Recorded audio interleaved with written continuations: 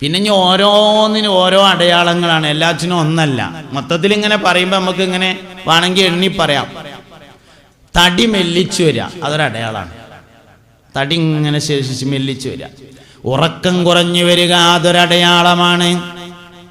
ഉറക്കം കുറഞ്ഞു വരിക. വാതിൽ കുറ്റിട്ടിരിക്കാൻ ഇഷ്ടപ്പെടുക എന്നതൊരടയാളമാണ്. വാപ്പാക്കുമ്മാക്കും പരിചയമില്ലാത്ത മുതിർന്ന ആളുകളുമായി അമിതമായി കൂട്ടുകെട്ട് നടത്തുന്നത് കണ്ടാൽ അതൊരു അടയാളമാകുന്നു. എല്ലാവർക്കും അറിയുന്നതും നിലവിൽ ഉപകാരമില്ലാത്തതുമായ വസ്തുക്കളുടെ പേര് ആവർത്തിച്ചു പറയുന്നുണ്ടെങ്കിൽ അതൊരടയാളമാണ്. ഉദാഹരണം എല്ലാവർക്കും അറിയുന്ന സാധനമാണല്ലോ അപ്പൊ ഈ പൊടി എന്ന് പറഞ്ഞാല് കട്ട, ചാക്ക്, സിമെന്റ്, CD ഇങ്ങനെയൊക്കെയുള്ള സാധനങ്ങൾ എല്ലാവർക്കും അറിയിപ്പോ ഈ സാധനം എന്താന്ന്. പക്ഷെ ഓരോ എന്താ സിമെന്റിന്റെ ആവശ്യം എത്ര ആലോചിച്ചിട്ടും പിടുത്തം കിട്ടണില്ല. ഇങ്ങനത്തെ വാക്കുകൾ ഇങ്ങനെ ആരോടെയൊക്കെ പറയണതായിട്ട് ശ്രദ്ധയിൽപ്പെട്ടു. ഞമ്മക്ക് അറിയണ നിങ്ങൾക്ക് മനസ്സിലാകണ്ടല്ലോ അല്ലേ? നിങ്ങൾക്ക് മനസ്സിലാകാനുണ്ടാവും എന്ന് വിചാരിക്കുന്നു. മലപ്പുറത്ത് എൻ്റെ നാട്ടിൽ ഇവിടുന്ന് അധികം ദൂരമൊന്നുമില്ല, അതുകൊണ്ട് എൻ്റെ ഭാഷ നിങ്ങൾക്ക് തിരിയുന്നുണ്ടോന്നാ ചോദ്യം. ഉണ്ട്, തിരിയുണ്ട്. എന്നും കേൾക്കണതായതുകൊണ്ട് തിരിയുണ്ട്, അല്ലെങ്കിലും തിരിഞ്ഞേ പറ്റുള്ളൂ. അതായത് എല്ലാവർക്കും അറിയണ സാധനമാണ്. അപ്പോൾ ഓൻ ഫോൺ ചെയ്യാണ്, എന്ത് ജാ സിമെന്റും ചാക്കേ അവിടെ ഇറക്കി വെച്ചാന്ന് പറഞ്ഞു എന്ന് വിചാരിച്ചോളി. ചെറുക്കൻ ഫോൺ ചെയ്യാണ്. അപ്പോൾ ഓൻ പറയാണ് ഓൻ്റെ ചങ്ങായിനോട്, ജാ സിമെന്റും ചാക്കേ നമ്മളെ മയമുട്ടിയുടെ ആ പിന്നെ പെട്ടിപ്പീടിൻ്റെ ബാക്കിൽ ഇറക്കി വെച്ചല്ലോ. സിമെന്റും ചാക്ക് പറഞ്ഞപ്പോൾ നമുക്ക് എല്ലാവർക്കും അറിയില്ലേ. പക്ഷെ ചെറുക്കന് തേപ്പും പടവും നല്ല പണി. സിമെന്റും ചാക്ക് ഇറക്കി വെക്കേണ്ട ഒരു ആവശ്യം നോക്കിയിട്ട് കാണാനുമില്ല എന്നാ സംശയിക്കണം. അല്ലെങ്കിൽ ഇപ്പൊ പറഞ്ഞു എന്ത് ജാ CD നമ്മൾ അബ്ദുറഹ്മാന്റെ പീടിയിൽ കൊടുത്തളാന്ന് പറഞ്ഞു. CD എല്ലാവർക്കും അറിയാമല്ലോ, കമ്പ്യൂട്ടറിൽ ഇടണേ. ആ സാധനത്തിന് ഇന്നും ഉപയോഗമില്ല. ഉപയോഗം ഉണ്ടാവും ആർക്കെന്നറിയോ? കമ്പ്യൂട്ടറുമായോ അല്ലാതെ ഇടപഴകുന്ന വലിയ സോഫ്റ്റ്വെയർ ഒക്കെ ചെയ്യുന്ന ആൾക്കാർക്ക് ഒരു കമ്പ്യൂട്ടറിൽ നിന്ന് മറ്റൊരു കമ്പ്യൂട്ടറിലേക്ക് എന്തെങ്കിലും ഡാറ്റകളൊക്കെ ട്രാൻസ്ഫർ ചെയ്യാനൊക്കെയാണ് ഈ സാധനം ആവശ്യം ഉണ്ടാവുള്ളൂ. നോർമലി ഒരാൾക്ക് ആവശ്യമുള്ള ഒരു സാധനമല്ല CD. പണ്ട് അങ്ങനെയല്ല, പണ്ട് അതൊക്കെ CD-യിലായിരുന്നു. ഇപ്പൊ അത് മൊബൈലിലാണല്ലോ, അതിന്റെ ആവശ്യമില്ലല്ലോ. അപ്പൊ ആ സമയത്ത് ഈ വാക്ക് ഇങ്ങനെ വല്ലാതെ പറയുന്നുണ്ട്. ഇങ്ങനത്തെ എന്തെങ്കിലുമൊക്കെ സാധനം, കല്ല്, കട്ട, സിമെന്റ്, മണല്, ചാക്ക്, കുപ്പായം, ഇങ്ങനെയൊക്കെയുള്ള എല്ലാവർക്കും അറിയും. സാധനം എന്താന്നൊക്കെ എല്ലാവർക്കും അറിയും, പക്ഷെ ഉപകാരം എന്താണെന്ന് മനസ്സിലാകണ്ടില്ല. അങ്ങനത്തെ സാധനങ്ങളുടെ പേര് നിരന്തരമായി കുട്ടികൾ ഫോണിലോ അല്ലാതെയോ പറയുന്നതായി ശ്രദ്ധയിൽപ്പെട്ടാൽ അത് പ്രധാനപ്പെട്ട ഒരടയാളമാണ്.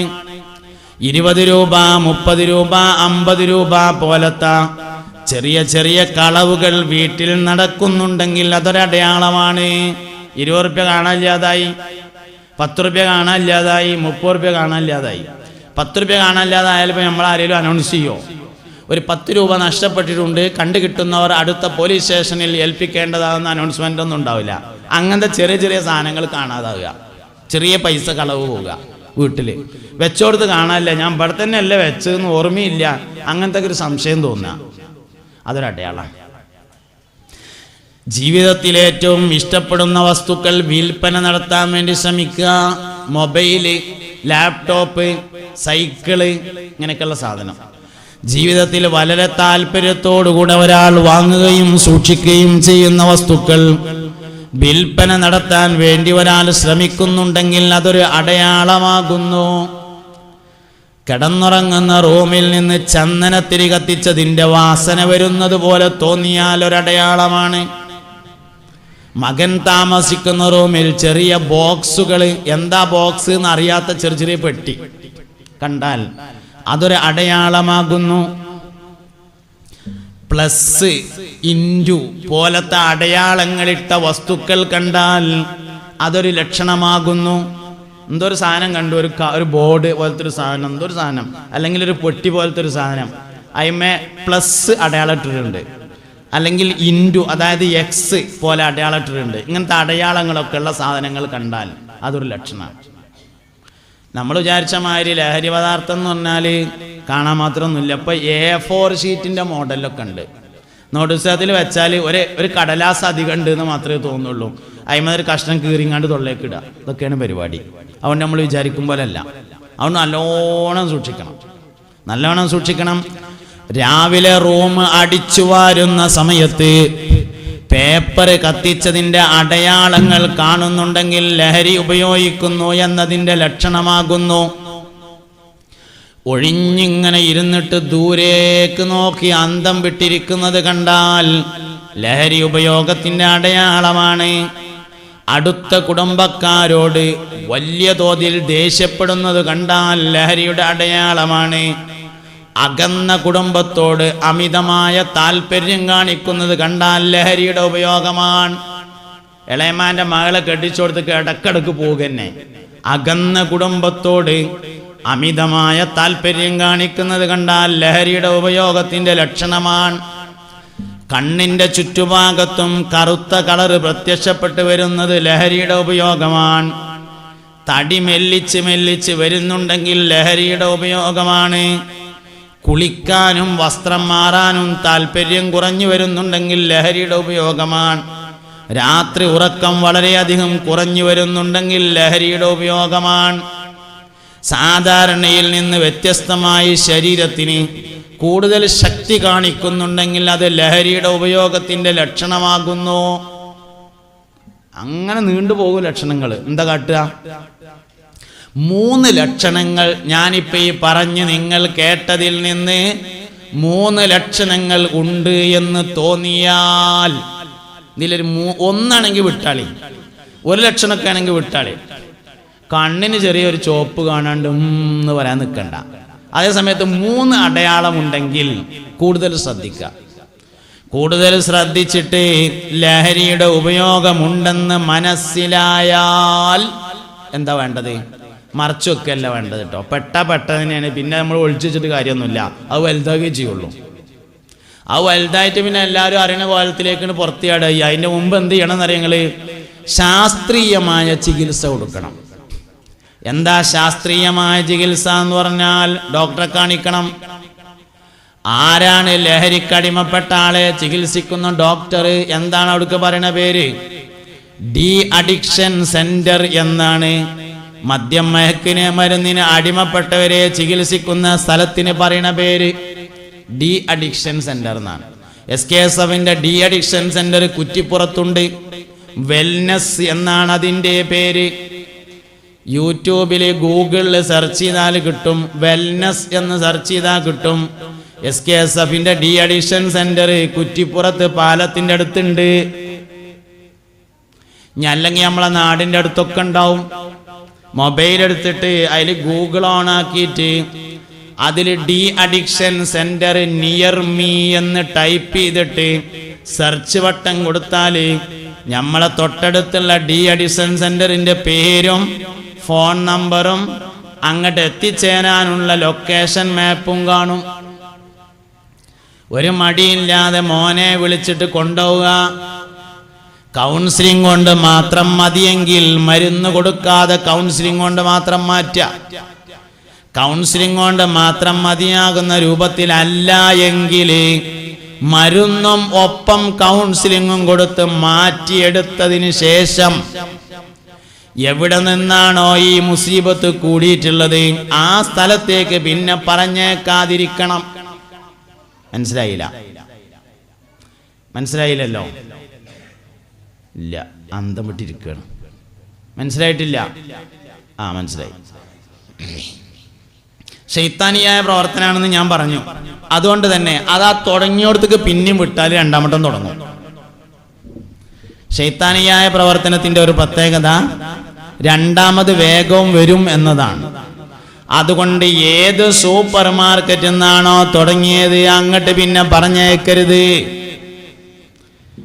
ഏത് ഹോസ്റ്റലിൽ നിന്നാണോ തുടങ്ങിയത് എത്ര നഷ്ടമുണ്ടായാലും അങ്ങോട്ട് പിന്നെ വിടാൻ പാടില്ല. ഏത് വിദ്യാഭ്യാസ സ്ഥാപനത്തിൽ നിന്നാണോ തുടങ്ങിയത് അങ്ങോട്ട് പിന്നെ പറഞ്ഞേക്കാൻ പാടില്ല.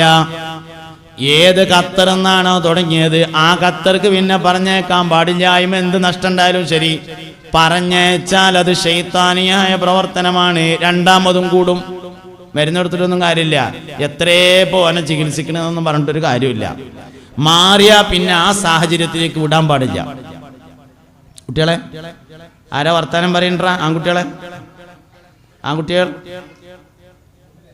അതിവിടെയാണ് ഓലോട് തന്നെ പറഞ്ഞത്. ഇങ്ങോട്ട് നോക്കിയല്ലാരും. അപ്പം എന്താ പറഞ്ഞത്? ആ സാഹചര്യത്തിലേക്ക് പിന്നെ വിടരുത്, എന്നാലേ മാറുള്ളൂ എന്നാണ് പറഞ്ഞത്. അതുകൊണ്ട് അവനാൻ്റെ മക്കളെ അവനാ നല്ലോണം നോക്കുക. മറ്റുള്ളവർ നൽകുന്ന സൂചനകളും പരിശോധിക്കുക. ആരെങ്കിലും ഒരാൾ നമ്മളോട് നമ്മളെ മക്കളെ പറ്റിയൊരു സൂചന പറയുകയാണെങ്കിൽ ഓനെ മഴ എടുത്തുകൊണ്ട് വെട്ടാൻ നടക്കുകയല്ല. പിന്നെന്താ വേണ്ടത്? ഇന്നത്തെ കാലം അങ്ങനെയൊക്കെയാണ്, സാധ്യത ഉണ്ട് എന്നുള്ള നിലയിൽ നമ്മളൊന്ന് സൂക്ഷിച്ച് പരിശോധിക്കാൻ തയ്യാറാകുക. എന്തെങ്കിലും കുഴപ്പമുണ്ടോ? അല്ലാതെ ഓനോട് ആരെങ്കിലും ഒരാളിപ്പോൾ നമ്മളോട് എന്തെങ്കിലും ഒന്ന് നമ്മളെ മക്കളെ പറ്റി പറഞ്ഞാൽ ഓപ്പോൾ വലിയ കുറേശ്ശോ നിൽക്കണം, ഓൻ്റെ കുട്ടികളൊക്കെ ഇപ്പോൾ എത്ര ഉഷാറാന്ന് പറയാൻ നിൽക്കലല്ല. പിന്നെ ഒരാൾ തരുന്ന സൂചന ഒന്ന് പരിശോധിച്ചിട്ട് ഉണ്ടെങ്കിൽ, ഇല്ലെങ്കിൽ വേണ്ട. ഉണ്ടെങ്കിൽ ചികിത്സ നൽകി മാറ്റിയെടുക്കാൻ പറ്റണതേ ഉള്ളൂ, അല്ലാത്തൊന്നുമില്ല. അതുകൊണ്ട് ശക്തമായ ചികിത്സ നൽകി മാറ്റിയെടുക്കാൻ തയ്യാറാവണം. തന്നെയാണ് ചെയ്യാനുള്ള പ്രധാനപ്പെട്ട കാര്യം. അപ്പോ മനുഷ്യന്റെ ബുദ്ധിയെ മയക്കി കിടക്കുന്ന ഒരു കാര്യമായിട്ട് ഇത് മാറിയിട്ടുണ്ടെന്ന്. ബുദ്ധിയെയാണ് യഥാർത്ഥത്തിൽ മയക്കുമരുന്ന് സ്വാധീനിക്കുന്നത്. ബുദ്ധി മയക്കി കിടത്തിയ എന്താ ഉള്ളത്? പ്രതിഭകൾ ഇല്ലാതെയാവും. ഈ ഉൾനാടുകളിലൊക്കെ എത്തിയിട്ടുണ്ടാവില്ല, അങ്ങാടികളിലൊക്കെ ഇപ്പോൾ വേറൊരു സംഭവം എത്തിയിട്ടുണ്ട്. അതെന്താ പറയുക നിങ്ങൾ? ഇപ്പം ഞാനിങ്ങനെ കോഴിക്കോട് കണ്ണൂർ ഭാഗത്തു നിന്നൊക്കെ ഇങ്ങനെ വരുമ്പോൾ ഹൈവേ കൂടെ ഇങ്ങനെ യാത്ര ചെയ്യും. പല ഹൈവേയിലുള്ള പള്ളികളിലും മദ്രസകളിലൊക്കെ രക്ഷിതാക്കളെ മീറ്റിങ്ങിന് വേണ്ടി ചെല്ലും. അപ്പോൾ ഈ അങ്ങാടികളിലൊക്കെ പുതിയൊരു പരിപാടി വന്നിട്ടുള്ളത്, 10ാം ക്ലാസ്സിൽ പഠിക്കുന്ന കുട്ടി, +1 പഠിക്കുന്ന കുട്ടി, +2 പഠിക്കുന്ന കുട്ടികളൊക്കെ 3, 4, 5 കുട്ടികൾ കൂടിങ്ങാണ്ട് അങ്ങാടിയിൽ റൂം വാടകയ്ക്ക് എടുക്കുക. ചിലയിടത്തൊക്കെ ക്ലബ്ബ് എന്ന് പേരിടും, ചിലയിടത്ത് ആ പേരും ഉണ്ടാവില്ല.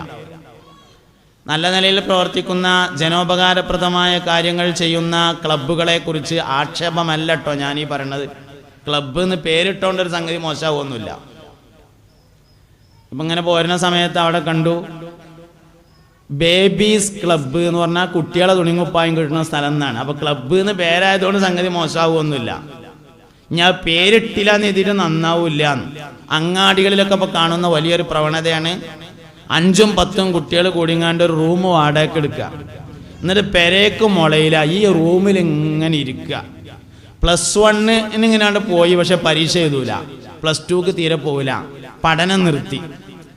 എന്നിട്ട് ബ്രോസ്റ്റും 65ഉം അങ്ങാടിയിൽ നിന്ന് വാങ്ങിക്കൊണ്ടുവന്നുകൊണ്ട് തിന്നുക. അതിന് കായില്ലെങ്കിൽ വാർപ്പിൻ്റെ പണിക്ക് പോവുക. പഠനം അതോടുകൂടി അവസാനിച്ചു. ഇനി വാർപ്പിൻ്റെ പണി കൊണ്ട് വേണ്ടത്ര പൈസ കിട്ടണില്ലെങ്കിൽ ലഹരി വിൽപ്പനയിലേക്ക് നീങ്ങുക. എന്നിട്ട് ഓർക്ക് വേണ്ടതൊക്കെ കണ്ടും കേട്ടും അനുഭവിച്ചു ആസ്വദിച്ചും ഈ 8-10 ആൾക്കാർ ഓരോ റൂമിൽ. മലപ്പുറത്തിൻ്റെയും കൊണ്ടോട്ടിയുടെയും ഇടയിൽ ഏതാനും ദിവസങ്ങൾക്ക് മുമ്പ് ഒരു രക്ഷിതാക്കളുടെ മീറ്റിങ്ങിൽ ഞാൻ പോയപ്പോൾ ആ നാട്ടുകാരനോട് പറഞ്ഞു, ഈ അങ്ങാടിയിൽ 25 റൂം അങ്ങനത്തെ ഉണ്ട് എന്ന് പറഞ്ഞു. ഞാൻ ഓരോട് ഒറ്റ കാര്യം പറഞ്ഞുള്ളൂ, 25 റൂം അങ്ങനത്തെ ഉണ്ടെങ്കിൽ 25 പൈസക്കാർ അത് വാടക കൊടുത്തിട്ടുണ്ട്, ഓനും കുട്ടികളുണ്ട്.